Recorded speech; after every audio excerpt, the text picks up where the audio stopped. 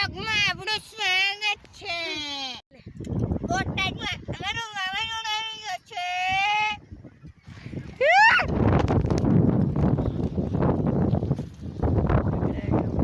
અમારા બ્લોગમાં તમે જોડાયેલા રહેજો. જોડાયેલા. પતરા ઉડ ગયા. પતરા ઉડ ગયા.